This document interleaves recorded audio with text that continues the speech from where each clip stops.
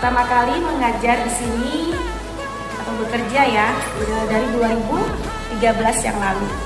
Dulu saya sebelumnya belum mengajar, saya bekerja di tata usaha karena waktu itu saya sedang kuliah di semester 4 jadi belum memiliki ijazah S1. Dari tata usaha itu saya pernah juga di bagian perpustakaan membantu Bapak Ibu yang di perpustakaan, dan saya sambil mengajar seni suara. Kebetulan pada saat saya kuliah itu di Universitas Tasik, jadi ada materi seni suara itu diambil oleh wali kelas, tetapi kepala sekolah mempercayai saya untuk menjadi guru seni suara waktu itu, bagian nyanyi dan bagian musik dan ekstrakurikuler vokal waktu itu. Nah, kenapa saya ingin jadi guru? Itu salah satu yaitu menjadi cita-cita saya. Tapi yang paling penting, cita-cita setiap kecil pasti berbeda-beda saat kita SD, SMP, SMA, bahkan kuliah. Tetapi ada satu inspirasi saya mengapa saya ingin jadi guru itu ibu saya sendiri. Dia adalah seorang Wonder Woman, ibu yang paling hebat yang bisa mendidik ketiga anaknya dengan sukses.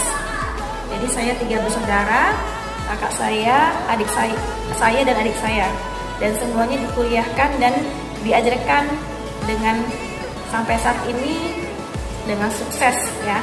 Karena orang tua itu bangga kepada anaknya saat mereka bisa menyekolahkan anak-anaknya dengan lulus dengan keadaan yang baik.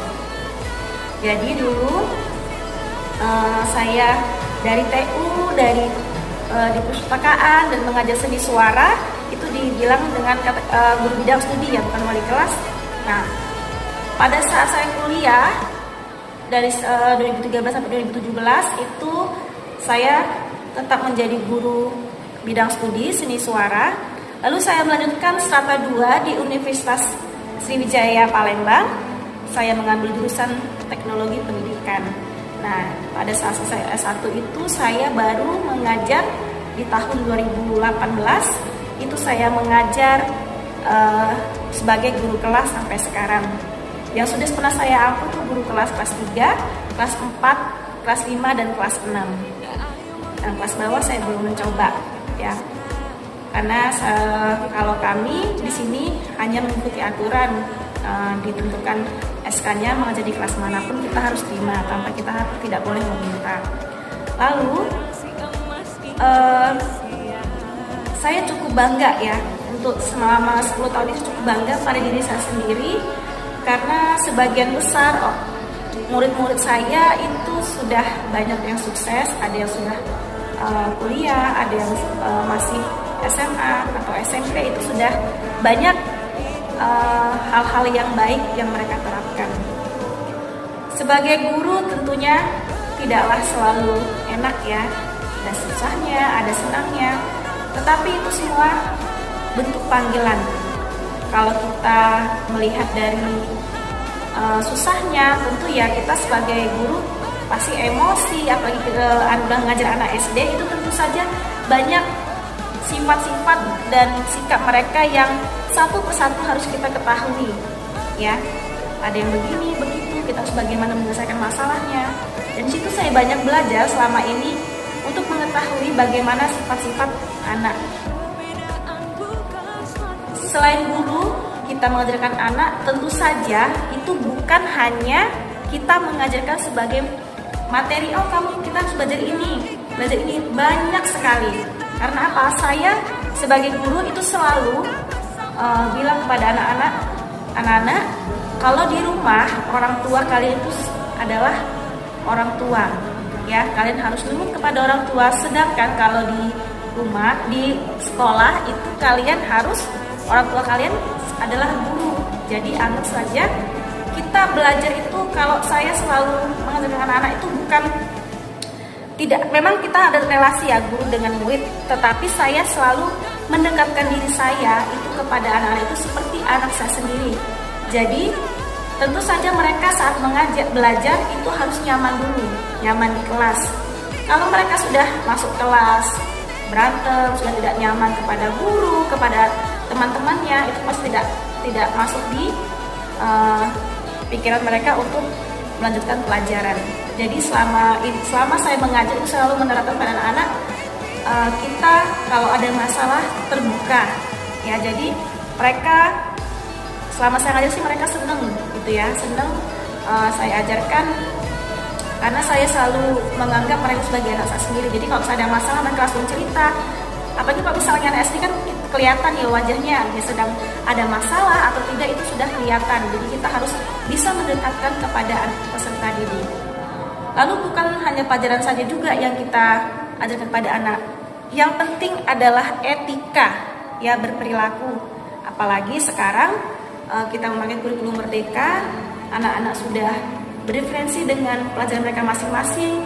Ada yang seperti ini, seperti itu, tapi kita tetap harus menjaga mereka supaya mereka menjadi anak yang baik, yang sukses nantinya.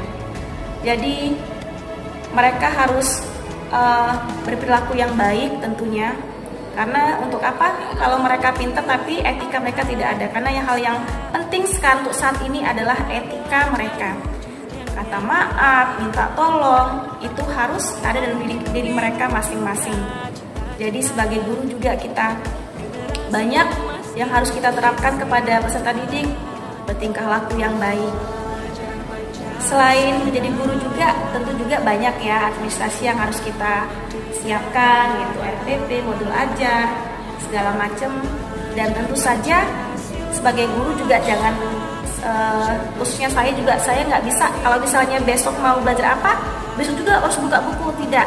Seminggu sebelum saya sudah lihat dulu bab apa saja, saya siapkan materinya supaya mereka lebih nyaman untuk belajar. Karena anak-anak zaman sekarang, anak milenial ya, lebih suka belajar dengan tidak hanya membaca atau tidak hanya dengan mendengarkan omongan guru, tetapi juga mereka juga senang melihat misalnya PowerPoint dengan gambar-gambar dan bentuk suara yang menarik supaya mereka lebih menangkap pikirannya. Selain itu juga banyak modul-modul atau materi yang misalnya quiz game secara online, itu juga mereka senang. Jadi sebagai guru selama ini tentu banyak suka dan dukanya, tapi selama kurang lebih 10 tahun ini saya merasakan banyak sekali pengalaman-pengalaman hidup ya, khususnya bagaimana cara mengajarkan anak, bagaimana cara menyelesaikan masalah mereka masing-masing. Apalagi saat ini identik ke pembulian ya, pembulian. Jadi kadang mereka, terutama anak SD, itu sangat berat sekali. Jadi mereka beda dengan zaman dulu. Anak-anak SD sekarang sudah pubernya itu sudah semakin tinggi, sudah tahu ini itu. Jadi kita harus bisa, sebagai guru kita tidak bisa mengikuti masa lalu, kita harus mengikuti era modern yang sekarang. Kita harus mengetahui apa saja kesenangan anak-anak, apa saja yang tidak disukai anak-anak. Kita sebagai guru juga harus bisa menyamakan apa sih maunya anak dan apa juga kelebihan kekurangan anak tersebut. Tetapi kita sebagai guru juga harus meneladani para guru-guru senior kita yang sudah meninggal, menjadi teladan kita. Ada satu semboyan ya yang saya sangat terapkan sampai saat ini, itu semboyan dari Ki Hajar Dewantara.